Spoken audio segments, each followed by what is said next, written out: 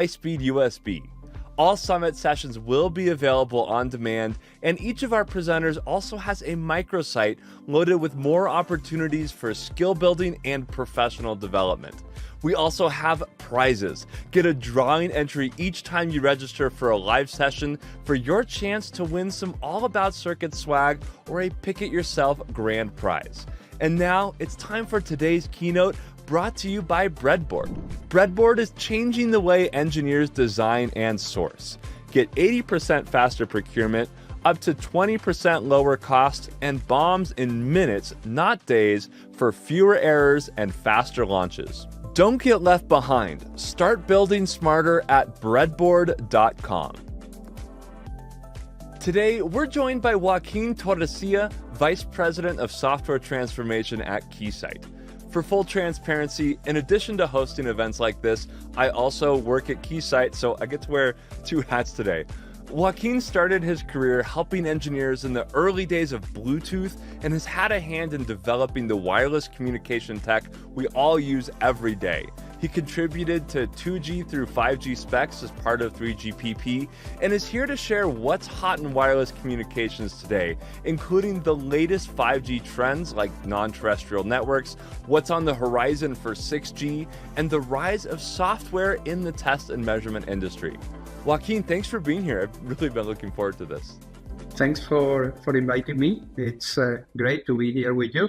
I'm curious, what first got you excited about technology and what gets you excited about it today? I think I like technology engineering since I was a child. I was always curious about how things worked. And then when I got into computers, electronics, in my teenage years, that was something that really fascinated me. So that at that point, I clearly knew that I wanted to be an engineer for topics related to computers, electronics, software, etc. Did you start with computers in high school? What was kind of your first experience with getting into computing? At the time when I was a teenage, there was no computers in high school. So I managed to find some of these small computers that were coming new, like the Sinclair Spectrum and ZX80 and all of those, and wherever they were available. So I started playing with them, doing some programming and learning how to program at that time in BASIC. And then as I got more and more interested in the insights of the computers, I learned some assembler and did my own assembly code by hand and all these type of things. That's something I did once in college, and I'm very glad I never have to do assembly by hand again. No, it was tough. So did you go to school for engineering? And if so, what did you study there? Yeah, I went to school for telecoms engineering. That was studies that kind of put together a bit of software, a bit of hardware, a bit of electronics, signal processing. It was a kind of very comprehensive of electrical and electronic technologies. So I chose to go to those studies, and I really enjoyed them. And you've been doing wireless communications essentially ever since. Like you've been there for it all. What was the state of technology when you studied it then? And what do you think maybe drove you and drew you to communications technologies? Well, in reality, when I started, I didn't really work on wireless. I worked more on wired technologies. And at that time, it was analog technology. It was analog modems, analog fax machines. 9.6 kilobits per second was kind of state of the art at that time. And all this funny noise when you connect it to a remote machine. But then, not too late after starting my professional career, then there were some standards coming, like Bluetooth.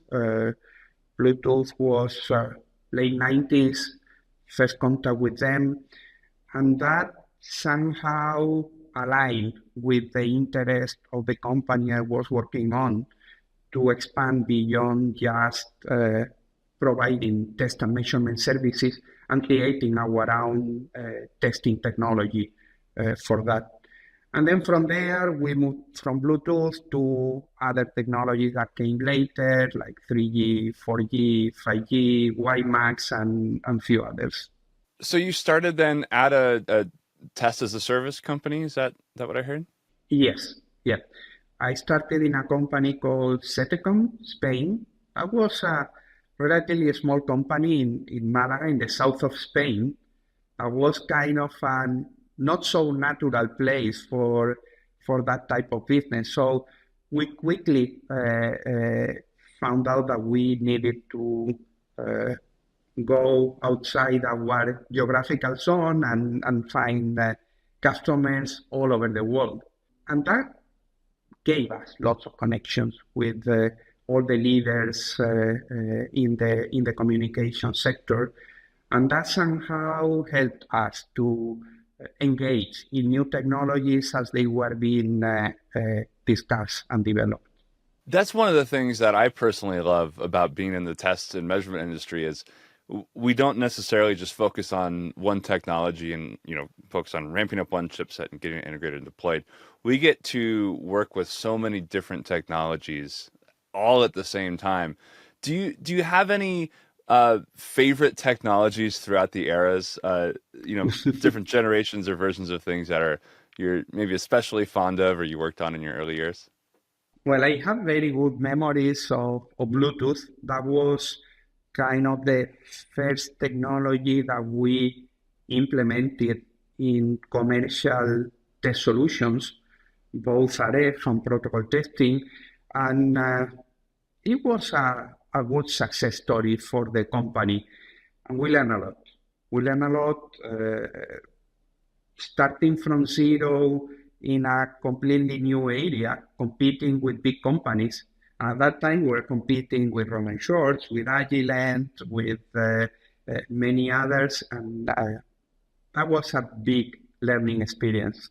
What was, from your memory, the industry's response to starting to integrate Bluetooth into devices? Because I think about, today and, 5 or 10 years ago where IoT was everything and it was like, oh, we're getting wireless connectivity in all our devices. But I imagine the early Bluetooth rollout felt fairly similar.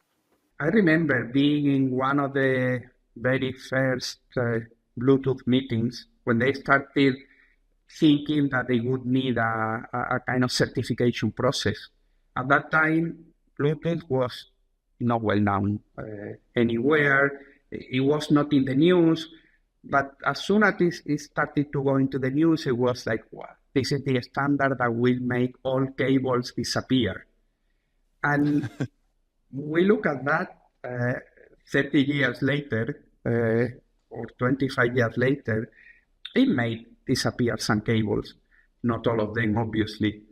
There was lots of noise around all the good things that the technology could do. But then in practice, you get a kind of a niche of the market where you can really do good. And that was what happened with Bluetooth in this case. Yeah, that brings up a lot of questions I have around 5G and 6G. But first, I want to talk a little more about your background. I understand your first round at Agilent Keysight was as a result of some mergers there. Is that what happened? Yeah. At some point, the company I was working for had like two halves. One of them was dedicated to test services and the other one to developing test solutions. And they had, both parts of the company had different needs, different type development process as a company. So at some point, we decided that it would make sense to externalize part of the company, the one related to test solutions. And Agilent at that time was interested and acquired that part of the company. And with that part of the company, I moved to Agilent. So was this group and this time at Agilent, was that just Bluetooth or were you working on other wireless protocols also? Yeah, no, the group that was acquired by Agilent, we were working in Bluetooth, but we were also working in 2G, 3G, 4G solutions. And at that time, we had an active multi-standard, what we call one box tester, that is a network emulator, a box that simulates a whole network so that when you put a mobile phone in front of that box, it believes it's connected to a real network. Okay, so if you're testing like a handset, or did they call it user equipment back then, or is that Yeah, a 5G? user equipment. Okay, so in the wireless verbiage, user equipment is like a handset or a cell phone or something like that. So Yeah. if you were testing a handset or a UE, you could then use this network emulator and pretend to be the whole network beyond the phone. Is that what I'm hearing? Exactly. Yeah. What sort of challenges go into something like that? How much of that back end you have to replicate, and how much of it is just, sending bits back and forth between the phone? Well, you need to do a network emulator. You need to implement all of the air interface. That is all of the radio signals and protocols that communicates the handset with the base station and part of the network. Then there's many other parts behind the network that you can emulate in a more simplistic way. But what it is the interface you have to do as real as a real base station. Can you describe the different generations of wireless? Just give us a picture. 2G to 4G, a lot happened in there. So what was unique about 2G? What was unique about 3G? What was unique about 4G? The big change from 1G to 2G was moving from pure analog radio to digital radio. And with this second generation, you got a service that it was very much underrated at that time, but ended up being important. That is the SMS, the short message service, that was coming in 2G for the first time. Then internet was there, so there was an interest in moving to a standard that was looking more at packet switch network rather than circuit switch networks. So networks handling data packets and internet packets. And that was what 3G attempted. And it had some level of success. You could do some access to internet or your email in 3G phones. They were a bit too much power hungry, but it kind of put the foundations of what 4G would be later. That was really a standard looking at the internet age. And I would say that 4G was a very, very successful standard. Everybody's using it to connect to whatever type of services over the network.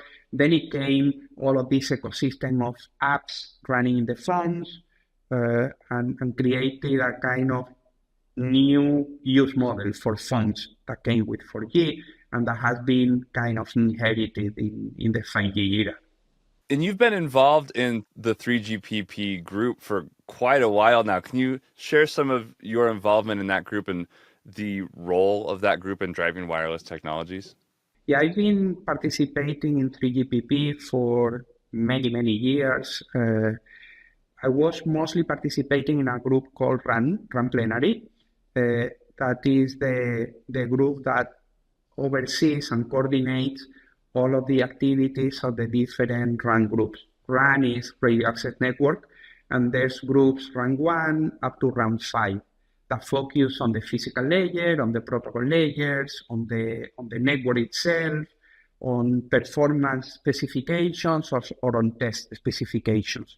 And Plenary is the group that somehow coordinates all of those groups and provides an oversight of what those groups are doing. So RAN, at the end of the day, as part of 3GPP, creates these cellular wireless standards, 2G, 3G, 4G, 5G, now working on 6G, and it creates both what we call the core standards, that is the definition of the system, and the test standards, that are the ways of testing the devices that you produce, whether they are part of the network or part of the or a device, an end device.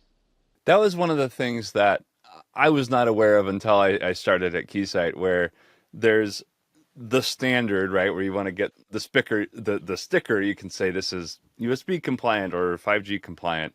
But there's so much more to the spec in terms of actually testing it and certifying it, that more than groups to just define the standard, there's also extra groups to define how to actually test these standards and what sorts of tests and margins you have to have in order to pass. And that is a deep measurement science.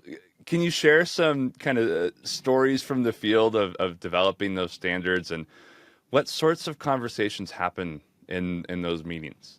Well, there's lots of different types of conversations. I would say on the technical side, there's always a question about how you test what you want to test.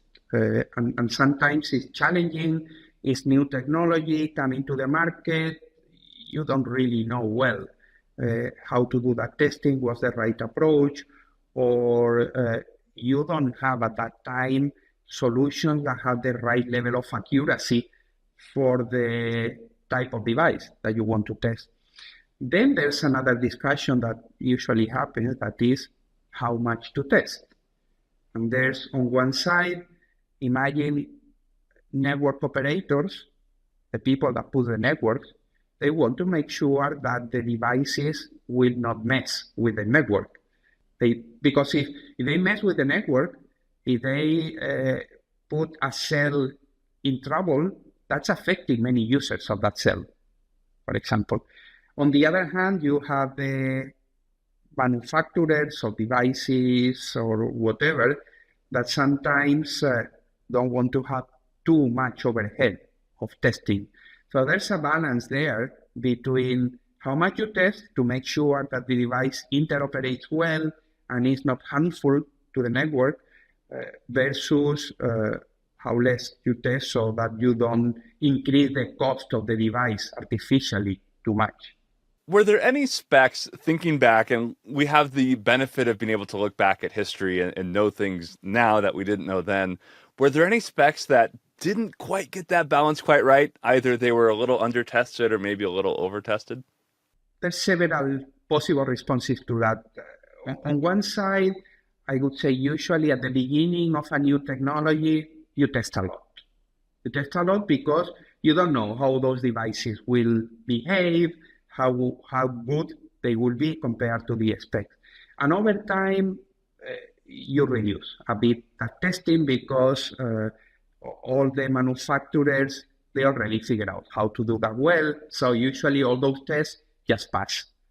So you don't need to test them so often. Then, talking about maybe a specific area that has been a bit under tested somehow, it's in 5G. When we came with the millimeter wave frequencies, those have to be tested over the air. You don't have a connector to connect the device with the device under test. You test that over the air inside a shielded room. And usually when you test over the air, you need to handle different power levels and the accuracy gets affected. So somehow, in order to keep the cost of the testing reasonable, somehow a number of simplifications have been made in terms of the accuracy of the measurements, etc., etc. And that have had some implications in the testing process for millimeter wave frequencies in general. Millimeter wave band gets really interesting because even like humidity of the room starts to play a factor in terms of power levels and that sort of thing. How has the industry adapted to 5G, especially like release 16, 17, and the new technologies that requires? What has that been like as an industry insider for you? Yeah, if we talk about millimeter wave, I would say the deployment of millimeter wave technology in real life has been less than what was initially expected, and mostly focused on a service that is called fixed wireless access. This kind of replace your cable or fiber link to home with a millimeter wave link. But for mobility, it's pretty challenging working at 24 to close to 50 gigahertz of frequency. And you bring up an interesting point because I think a lot of the general public thinks, oh, 5G is just going to be, faster internet for my phone. But 5G is so much bigger than just, smartphones. Unlike 3G, 4G and LTE had, a lot of other implications also. But more than anything, I think there's a general misconception on the public's perspective of what 5G is and could be. From your perspective, what is interesting and unique about the 5G spec? Well, 5G in some aspects is a kind of evolution of 4G in the sense that it's providing better data links for the user. And it's able to provide more capacity in the network than what you would have with 4G. Partly because it's a more efficient standard, partly because you can access more frequency bands and you have wider bandwidth to work with. But 5G brought, at least in theory, lots of additional capabilities, mostly oriented towards the industry, the vertical industries, towards the professional markets rather than the commercial user. And there are things like slicing that allows you to deploy in one network or in one cell. You can deploy virtually different channels, different services with different quality of service adapted to the different types of users. One user may be interested in very low latency, even though they don't need maybe too wide bandwidth, while others may be interested in very low error rate because they need high reliability. 5G also brought many other things. I would say a couple of them, maybe to highlight time-sensitive networking that allows to have kind of a continuous time across wireless and wired networks. So because usually when you connect through a wireless network, you are connected through a wireless network up to some point, and then you go to a wired network, and then you terminate either in a wired user or in a wireless user. So you need to keep all timing and synchronization across multiple different networks from one user to the other user. TSN, time-sensitive networking functionality, brings a kind of continuum or synchronization and timing across all of those networks. And that's important for some types of use cases. For example, anything related to controlling machines remotely when you need quick turnaround time. For example, imagine that you are controlling a robot arm remotely. And as soon as the robot arm feels something with the sensors, you need to get that information in the right timing and provide the control messages for the robot arm in the right timing. So you need to keep a strict timing in all those type of interactions. Another one that I would like to highlight maybe is NTN, non-terrestrial networks. That's something that was discussed in the 4G times, but it didn't really took off. In 5G mid-cycle, not at the beginning of 5G, but in the mid-cycle in 5G Advanced, there was an NTN standard that is widely supported by the industry. And we are seeing now that there are some deployments already for commercial users. So is that satellites talking to each other? Is that satellites talking to Earth? What does an NTN network look like today, and what does a advanced NTN network look like in maybe 10 years from now? Let's say, first thing, usually it's your mobile phone can talk to the satellite directly.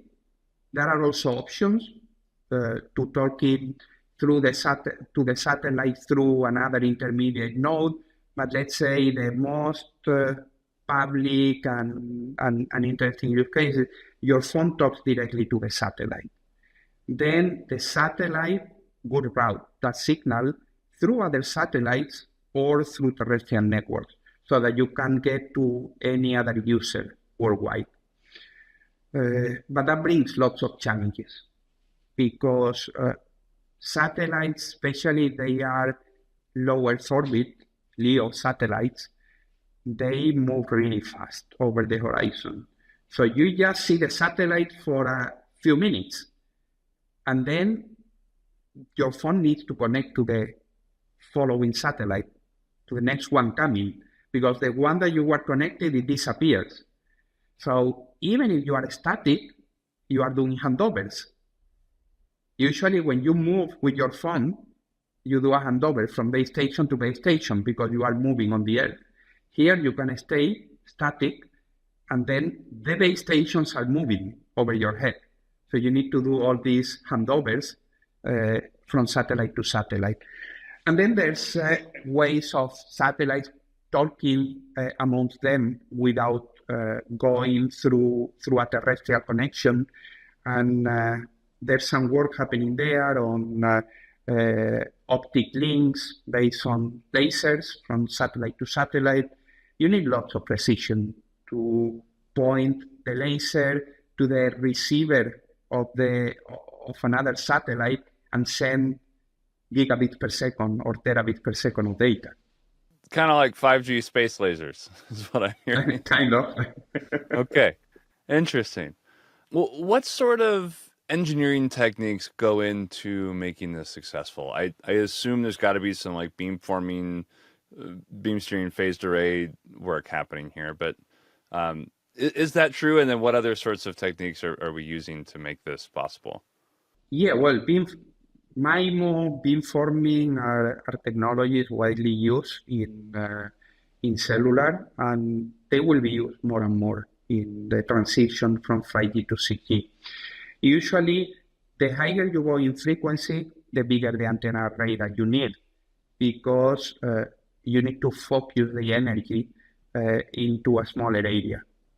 Because usually higher frequencies get more attenuated when they propagate. So unless you want to put like a nuclear power plant close to your network, then you need to make that energy focus in a smaller area. That brings interesting challenges because now it's not like anywhere you are, you have the cellular coverage. It's the network has to kind of target you with that narrower beam. So that requires, from the protocol's perspective, lots of procedures to do this finding and beam acquisition to get the connection. So that's on the beams. On the MIMO also, you can use it to focus the energy. You can also use it to have what we call different layers, so different streams. And with one antenna panel, you can point to many different users at the same frequency and at the same time. So you are kind of multiplying the capacity of your network by having different beams pointing in different directions to different users. And that's spatial multiplexing. Spatial multiplexing. Interesting. Yeah. That makes sense. Usually you talk about frequency multiplexing, time multiplexing. Here is spatial multiplexing. I'm trying to think of what other multiplexing we could do, but essentially, what you're saying is that multiple users can be on essentially the same frequency and talking to the same antenna as long as they're not like stacking their phones on top of each other. Yeah. They need to be spatially separated. Can you give me a little more background on MIMO and how it started to become adopted in the cellular space? Is it unique to 5G, or is this something we've been seeing in other generations? No, that comes from older generations. I would say the very basic instantiation of MIMO is diversity, and that came as long as in the 2G times. So that's pretty old. Then 3G started bringing some MIMO technologies, and 4G had it deeply embedded from day one. The only thing is that over time, you get more antennas in the devices, in the user devices, and you have bigger antenna arrays in the base station because it needs lots of signal processing. Supporting MIMO requires lots of signal processing, so technology needs to evolve so that you can do all that signal processing without consuming too much power or without using too kind of exotic and expensive technology. How do you test things that are going into space? Like, do they have to test these satellites in like thermal vacuum chambers, or can we test it at just like a normal anechoic chamber? What does that development process look like? Well, there's lots of testing for a satellite. Once you put that in the space, it's difficult to repair, if not impossible. So, and those are expensive pieces of product. So you need to test them a lot. We are more focused on testing the communications links. So we focus more on the radio aspects, the quality of the transmitters, the receivers, the implementation of the protocols, etc., especially things that come in hardware. When it comes in software, you may be able to solve remotely. But when it comes in hardware, there's no way to solve it once you have the satellite launch, especially a LEO satellite. Yeah, no recall opportunities there. It's got to work the first time. No, not too much, not too many. So I imagine you have to see a lot of people and a lot of companies very interested in ensuring that they get it right the first time. What sorts of what's maybe the most impressive sort of test setup or manufacturing environment, and what's maybe one that looks or feels different than what would normally be considered to be industry standard? There's multiple different types of test stations for these devices. Probably the most impacting is huge anechoic chambers where you can fit a complete satellite. Those are really huge. It's you have the satellite. Those are chambers where you can fit also, I would say, a fighter jet or many other type of devices. That's probably the most impressive type of test environment. And then imagine inside those chambers you have sometimes hundreds of transmitters and receivers to excite the device under test and to measure what that device under test transmits. Is there any issue in terms of, especially like millimeter wave, in terms of doing that in a vacuum versus doing that with air, just because of the way those signals get attenuated? Particularly, we are not testing under vacuum, but what we do is we have chambers where you test under specific temperature conditions. Right? It's not only an anechoic chamber, but you also can change the temperature from very high to very low levels, because at the end of the day, when you are in space, you have huge variations of temperature. Yeah, huge variations, so really hot to really cold very quickly. Yep. And then Yep. multiple times per day, because these things are in a low Earth orbit going around the Yep. Earth. That makes sense. So we've talked a little bit about non-terrestrial networks, or NTN. We talked about network slicing. We talked about time synchronization. I've also seen recently some conversations around like reduced capacity 5G, or RedCap. Can you talk to me a little bit about what that is and why it's starting to, get some traction? If you look at the 5G standard as it came, the most basic implementation of the 5G standard was pretty high in terms of capacity, in terms of power consumption and processing, etc., for very small devices. Think like a smartwatch, think about something even smaller.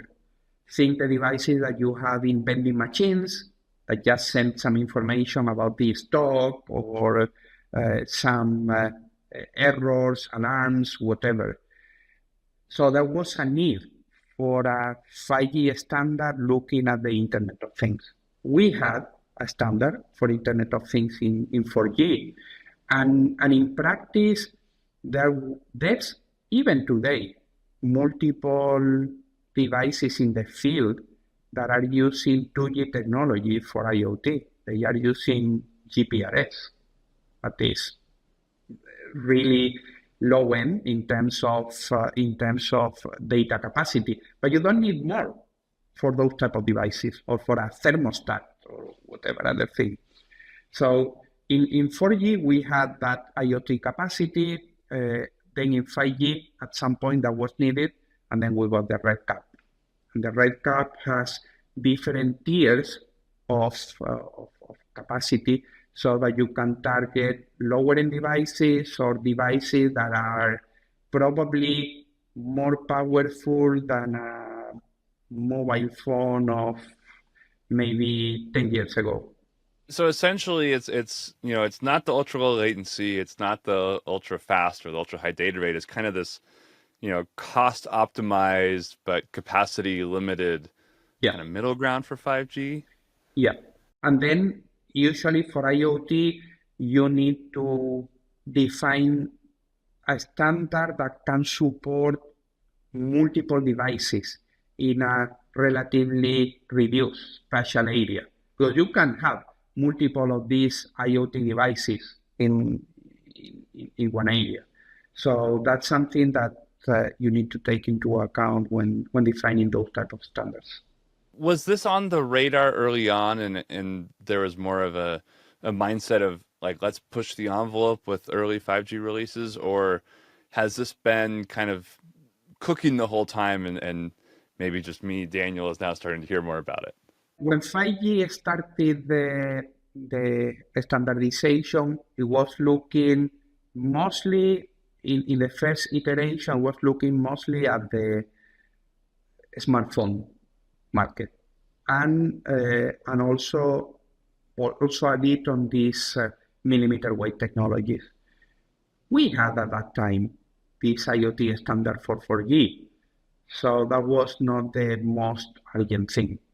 Over time, once the technology has really become mature, and there was not too much additional functionality to put for the smartphone traditional consumer market, then the standardization group started bringing this IoT capacity, as well as NTN came, and as well as a few other technologies that I have been mentioning before.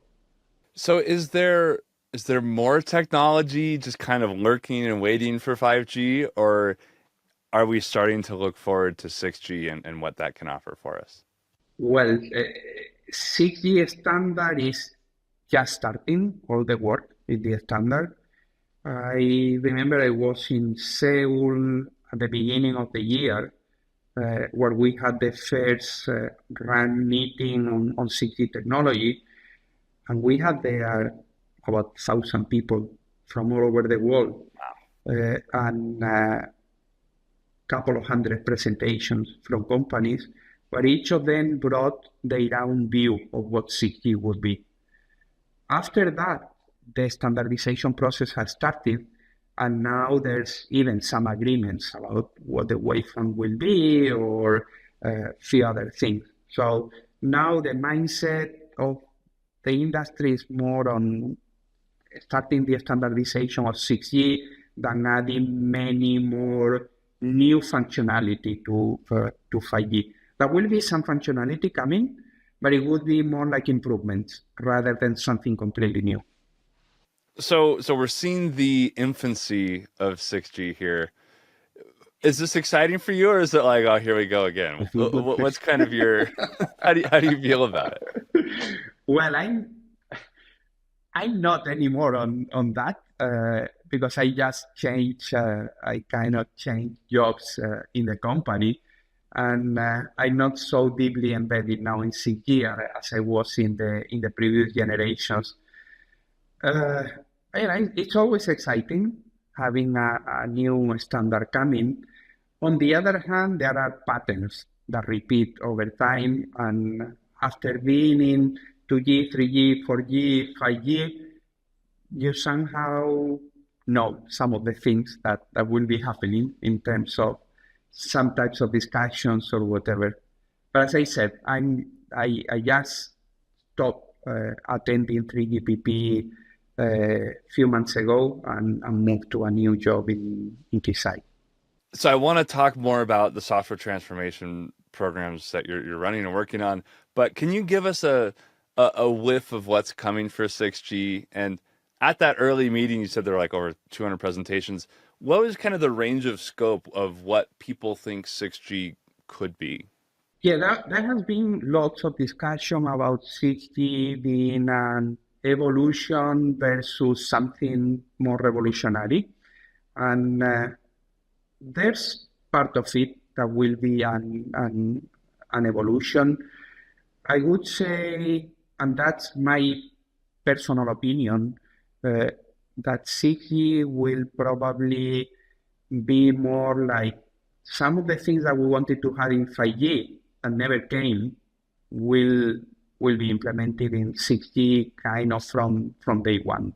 And that implies a number of features that are more related to these vertical industries that I mentioned before, like the automotive industry, like the retail industry, or safety, or many others. So a lot of these things that are maybe beyond the scope of one company to solve, but as an industry, if we come together and build some standards around this, hopefully we can drive technology forward together. Yeah. So you've recently taken a position as the VP of Software Transformation.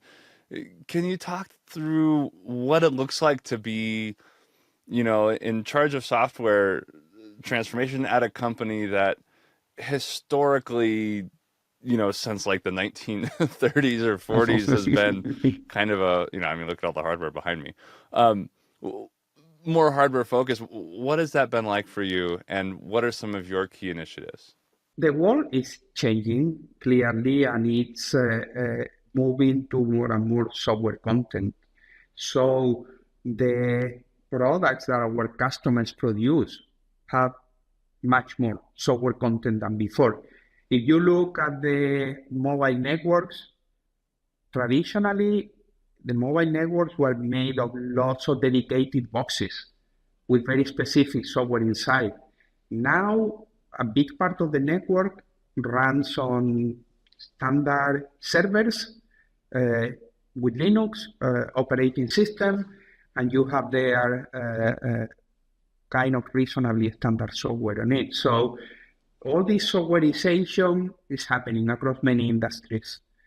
So we need to adapt also to that softwareization process, because our customers' products, those are the ones that we test with our solutions, are are getting more software inside. Yeah, there's been an interesting maybe democratization of the networks, both with things like Open RAN, but also just the virtualization of all the, the backhaul looks very different. It's going to look very different in 5 years than it did, 5 or 10 years ago. What's the role of AI and how it's adjusting and impacting networks? And what's the role of AI for a software company in 2025? Well, let's talk about this role of AI in the networks. As you pointed out, AI probably is one of the big elements of 6G. That's something that has been slowly integrated into 5G, but it was not native there. So 5G was not thought from day one looking at AI, while 6G is being thought from day one as an kind of AI native network. And as such, you'll have lots of AI capabilities and functionality to deploy, to maintain, to optimize the network that are all based on AI. Plus additional functionality running in the protocols and physical layers that will try to optimize some of the traditional processes based on specific algorithms that have been used in previous generations. Yeah, it does seem clear that AI has to be a core element of what it looks like going forward, just from an optimization perspective. How do you see AI impacting engineers using and doing test and measurement in the future? What sort of role will it play, both maybe a hidden role because it's buried in servers or things on the desk, or a more active role in terms of developing test routines and that sort of thing? AI is impacting, I would say, all of the software development industry. And at the end of the day, when you do test automation, you are doing a software development. So that's a clear impact of AI on that. Our customers, our own engineers will be more productive when creating tests for whatever technology, or when doing all these automated tests where you create software. Then on the other hand, AI is good at finding patterns in huge amounts of data. And when you do testing, you end up with lots of data. You cannot imagine how much data you can get from these test campaigns. So it can help also the engineers to analyze that data, to point to specific areas of this pile of data that is so huge, to look at the right point instead of being digging into gigs and gigs of logs. Yeah, I mean it's the amount of data is a problem just from a memory architecture hardware standpoint. Is if you have a 110 gigahertz oscilloscope, the amount of data produced in a single second is astounding. So Yeah. wading through data makes sense. I've also seen some like cloud processing of data and that sort of thing. How much are we going to start to see our test results, shipped off to a server for processing, and then we get an answer back? What sort of role do you think that might play? I would say that will eventually happen at some point. The question there is, what is the server? What is the information you expose to that server, and how much your customer or the user of the test equipment feels comfortable with moving all that data to those servers that may be a Keysight server and not their own servers. So there's some discussion around that. That's an open topic. That makes sense. I definitely, we have to make sure to get the security implications right and the data quality, has to be perfect from day one.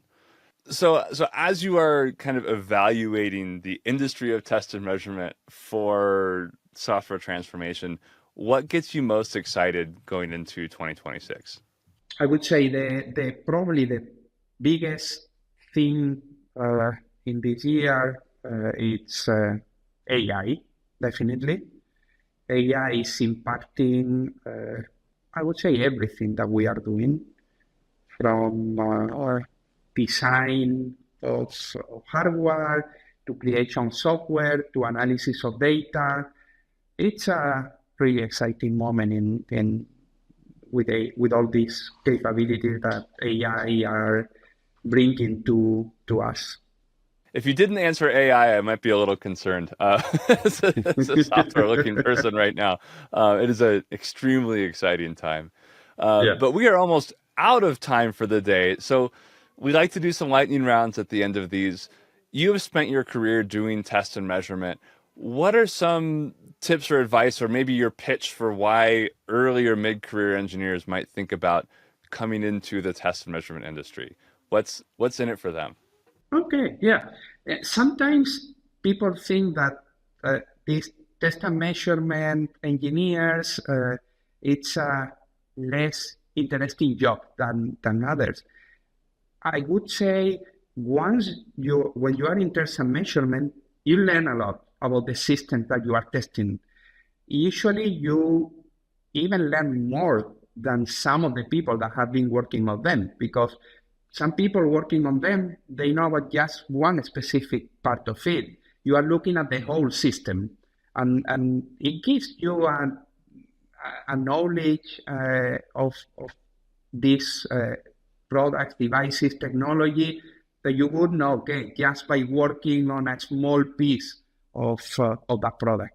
To put in a pitch, also myself as someone who's in the test and measurement industry with you, is the breadth and the depth of things you get to learn and work Yeah, on, and anytime there's a new technology, we have to be ahead of the game because yeah, we're the ones that are partners to make that technology happen. So just the variety and breadth and depth of technologies we get to work with is incredibly exciting for me.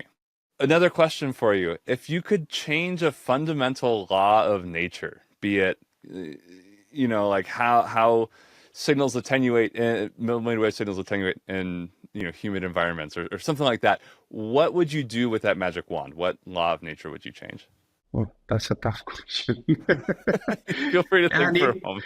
yeah, I could say, well, maybe the attenuation, but that brings other problems, because if signals that don't get attenuated enough, then you have lots of interference. So Okay. uh, eh, that would be So like a variable very, attenuation. uh, yeah, it's a question that you cannot respond lightly. Fair enough. Fair enough. Well, this has been so wonderful. Joaquin, thank you so much for being here today. Thank you. Thanks for inviting me. It was a pleasure to be here with you. That was Joaquin Torrecilla, Vice President of Software Transformation at Keysight. And this keynote was brought to you by Breadboard.